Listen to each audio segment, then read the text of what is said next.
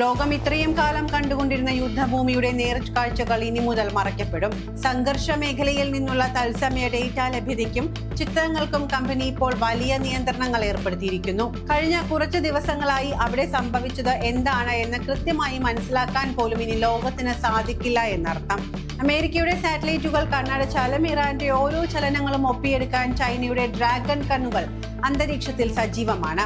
Middle east ഒരു പർവ്വതമായി പുകയുമ്പോൾ ലോകത്തെ മുൾമുനയിൽ നിർത്തിക്കൊണ്ട് അമേരിക്കൻ പ്രസിഡന്റ് ഡൊണാൾഡ് ട്രംപിന്റെ അടുത്ത തന്ത്രപ്രധാന നീക്കം പുറത്തുവരികയാണ്. യുദ്ധകളത്തിലെ നീക്കങ്ങൾ ലോകം കാണാതിരിക്കാൻ ആകാശത്തെ കണ്ണുകൾ കൊട്ടിയടയ്ക്കുകയാണ് white house.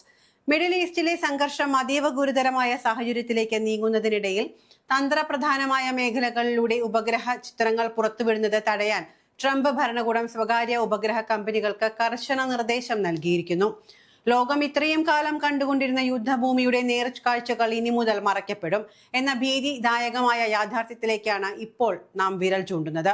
American നേവിയുമായും നാറ്റോയുമായും കരാറുള്ള planet labs പുതിയ ചിത്രങ്ങൾ പ്രസിദ്ധീകരിക്കുന്നത് വൈകിപ്പിക്കുന്ന മാനേജ്ഡ് ആക്സസ് രീതിയിലേക്കാണ് മാറിയിരിക്കുന്നത്.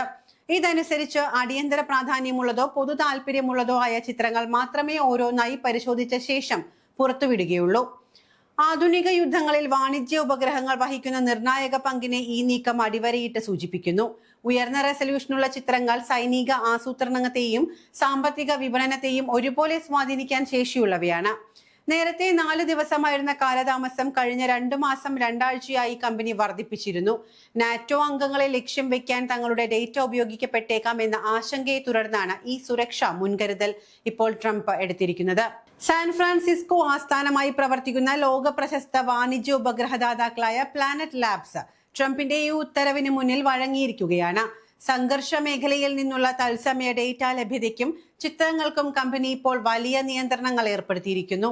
വെറുമൊരു സാധാരണ നിയന്ത്രണമല്ല ഇത്, മറിച്ച് മാർച്ച് 9 മുതൽ മുൻകാല പ്രാബല്യത്തോടെയാണ് ഈ നിരോധനം നടപ്പിലാക്കിയിരിക്കുന്നത് എന്നത് ഇതിന്റെ ഗൗരവം വർദ്ധിപ്പിക്കുന്നു. അതായത് കഴിഞ്ഞ കുറച്ച് ദിവസങ്ങളായി അവിടെ സംഭവിച്ചത് എന്താണ് എന്ന് കൃത്യമായി മനസ്സിലാക്കാൻ പോലും ഇനി ലോകത്തിന് സാധിക്കില്ല എന്നർത്ഥം. ഈ യുദ്ധം എന്ന് അവസാനിക്കുന്നുവോ അതുവരെ തങ്ങളുടെ ഉപഗ്രഹ മിഡിൽ ഈസ്റ്റിലെ രഹസ്യങ്ങൾ പുറത്തുവിടില്ല എന്നാണ് കമ്പനി ഇപ്പോൾ ഔദ്യോഗികമായി അറിയിച്ചിരിക്കുന്നത്. ഒരു കാലത്ത് സർക്കാരുകൾ മാത്രം നിയന്ത്രിച്ചിരുന്ന ഭൂമി നിരീക്ഷണ സംവിധാനങ്ങൾ ഇന്ന് കോടിക്കണക്കിന് ഡോളർ മൂല്യമുള്ള സ്വകാര്യ വ്യവസായമായി മാറിയിട്ടുണ്ട്. നിലവിലെ നിയന്ത്രണങ്ങളെ കുറിച്ച് അമേരിക്ക ഔദ്യോഗികമായി പ്രതികരിക്കാൻ തയ്യാറായിട്ടില്ല എങ്കിലും സുരക്ഷാ കാരണങ്ങളാലുള്ള തന്ത്രപരമായ നീക്കമായാണ് ഇതിനെ വിലയിരുത്തുന്നത്. എന്തുകൊണ്ടാണ് അമേരിക്ക ഇത്തരം ഒരു കടുത്ത തീരുമാനത്തിലേക്ക് നീങ്ങിയത്? അതിന്റെ ഉത്തരം വളരെ വ്യക്തമാണ്. ഇറാന്റെ സൈനിക നീക്കങ്ങളും അമേരിക്കയുടെ ഇസ്രായേലിന്റെയും താവളങ്ങളിലെ നാശനഷ്ടങ്ങളും ലോകം അറിയുന്നത് തടയുക എന്നതാണ് ഇതിന്റെ പ്രധാന ലക്ഷ്യം. ഹൈഫയിൽ മിസൈലുകൾ പതിക്കുമ്പോഴും ഹോർമൂസ് കടലിടുക്കിൽ കപ്പലുകൾ നിരക്കുമ്പോഴും അതിന്റെ യഥാർത്ഥ ചിത്രങ്ങൾ പുറത്തു വന്നാൽ അത് തങ്ങളുടെ സൈനിക രഹസ്യങ്ങളെ ബാധിക്കുമെന്ന് ട്രംപ് ഭയപ്പെടുന്നു. സ്വകാര്യ കമ്പനികളെ ഉപയോഗിച്ച വിവരങ്ങൾ മറച്ചുവെക്കുന്നതിലൂടെ യുദ്ധഭൂമിയിൽ തങ്ങൾ ആഗ്രഹിക്കുന്ന വിവരങ്ങൾ മാത്രം പുറത്തുവിടാനാണ് അമേരിക്ക ഇപ്പോൾ ശ്രമിക്കുന്നത്. ഇതൊരു അസാധാരണ സാഹചര്യമാണ് എന്നും അതുകൊണ്ട് ഇത്തരം ഒരു കടുത്ത തീരുമാനം എടുത്തത് എന്നുമാണ് പ്ലാനറ്റ് ലാബ്സ് തങ്ങളുടെ പ്രസ്താവനയിൽ വ്യക്തമാക്കിയിരിക്കുന്നത്. ഉപഭോക്താക്കൾക്കുണ്ടാകുന്ന ബുദ്ധിമുട്ടുകൾ കുറയ്ക്കാൻ ശ്രമിക്കുമെന്ന് അവർ ആവർത്തിക്കുന്നുണ്ട് എങ്കിലും സത്യം അറിയാനുള്ള ലോകത്തിന്റെ അവകാശത്തിന് മേലാണ് ഇവിടെ വിലക്ക് വീണിരിക്കുന്നത്. പത്രപ്രവർത്തകർക്കും നിരീക്ഷകർക്കും ലോകമെമ്പാടുമുള്ള സാധാരണക്കാർക്കും യുദ്ധത്തിന്റെ യഥാർത്ഥ ചിത്രങ്ങൾ നൽകിയിരുന്ന വാണിജ്യ ഉപഗ്രഹങ്ങൾ ഇനി അമേരിക്കയുടെ താളത്തിനൊത്ത് തുള്ളേണ്ടി വരും. ആകാശത്ത് ആയിരക്കണക്കിന് മൈലുകൾക്ക് മുകളിൽ പറക്കുന്ന ഉപഗ്രഹങ്ങൾ പോലും ട്രംപിന്റെ നിയന്ത്രണത്തിലാകുമ്പോൾ മിഡിൽ ഈസ്റ്റിൽ വരാനിരിക്കുന്നത് ഇതിലും വലിയ സ്ഫോടനാത്മക നീക്കങ്ങളാണെന്ന് ഉറപ്പാണ്. അതേസമയം അമേരിക്കൻ പ്രസിഡന്റ് ഡൊണാൾഡ് ട്രംപ് ആകാശത്തെ കണ്ണുകൾ കൊട്ടിയടയ്ക്കാൻ ഉത്തരവിടുമ്പോൾ സാൻ ഫ്രാൻസിസ്കോയിലെ പ്ലാനറ്റ് ലാബ്സ് മിഡിൽ ഈസ്റ്റിലെ ദൃശ്യങ്ങൾ മറച്ചു പിടിക്കുമ്പോൾ വൈറ്റ് ഹൗസ് ഒരു കാര്യം മറന്നു പോവുകയാണ്. ആകാശം വെറും ഒരു അമേരിക്കൻ കുത്തകയല്ല. അമേരിക്കയുടെ സാറ്റലൈറ്റുകൾ കണ്ണടച്ചാലും ഇറാന്റെ ഓരോ ചലനങ്ങളും ഒപ്പിയെടുക്കാൻ ചൈനയുടെ ഡ്രാഗൺ കണ്ണുകൾ അന്തരീക്ഷത്തിൽ സജീവമാണ്. മുൻപ് ചൈനീസ് ഉപഗ്രഹ കമ്പനികൾ അമേരിക്കൻ വിമാനവാഹിനി കപ്പലുകളുടെയും മിസൈലുകളുടെയും കൃത്യമായ ദൃശ്യങ്ങൾ പുറത്തുവിട്ട് ലോകത്തെ ഞെട്ടിച്ചത് നാം കണ്ടതാണ്. ഇന്നും അതേ ചരിത്രം ആവർത്തിക്കപ്പെടുമെന്ന സൂചനകളാണ് ബെയ്ജിങ്ങിൽ നിന്നും പുറത്തുവരുന്നത്. പ്ലാനറ്റ് ലാബ്സിനെ പോലുള്ള അമേരിക്കൻ കമ്പനികളെ ഭീഷണിപ്പെടുത്തി മിഡിൽ ഈസ്റ്റിലെ സത്യങ്ങൾ മൂടിവെക്കാമെന്ന് ട്രംപ് കരുതുന്നുണ്ട് എങ്കിൽ അദ്ദേഹത്തിന് തെറ്റിയിട്ടുണ്ട്. ചൈനയുടെ അത്യാധുനിക ഗാവോ ഫൈൻ സീരീസ് ഉപഗ്രഹങ്ങളും വാണിജ്യ ഉപഗ്രഹ കമ്പനികളും ഇപ്പോൾ പേർഷ്യൻ കടലിന് മുകളിൽ വട്ടമിട്ട് പറക്കുകയാണ്. അമേരിക്കയുടെ പടക്കപ്പലുകൾ എവിടെയാണ് നങ്കൂരമിട്ടിരിക്കുന്നത് എന്നും ഇറാന്റെ മിസൈൽ യൂണിറ്റുകൾ എങ്ങോട്ടാണ് നീങ്ങുന്നത് എന്നും ചൈനീസ് ഉപഗ്രഹങ്ങൾ ഒപ്പിയെടുക്കുന്നുണ്ട്. പ്ലാസ്മ സാങ്കേതിക വിദ്യയും അത്യാധുനിക റഡാർ സംവിധാനങ്ങളുമുള്ള ഈ ചൈനീസ് ഉപഗ്രഹങ്ങൾക്ക് മുന്നിൽ അമേരിക്കയുടെ അദൃശ്യ വിമാനങ്ങൾ പോലും വെറും കളിപ്പാട്ടങ്ങളാണ്. ഓർക്കുക, കുറച്ചുകാലം മുൻപ് അമേരിക്കയുടെ അതീവ രഹസ്യ സൈനിക താവളങ്ങളുടെ ദൃശ്യങ്ങൾ ചൈനീസ് ഉപഗ്രഹങ്ങൾ പുറത്തുവിട്ടപ്പോൾ പെന്റഗൺ അക്ഷരാർത്ഥത്തിൽ വിറച്ചുപോയതാണ്.